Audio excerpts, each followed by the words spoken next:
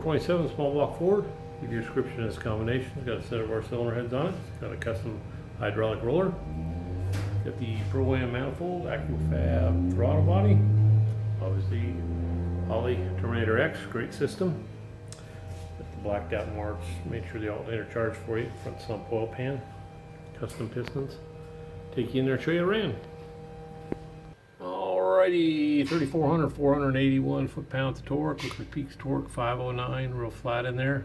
Peaks horsepower 517. It's got a front end on it. Rated at 500.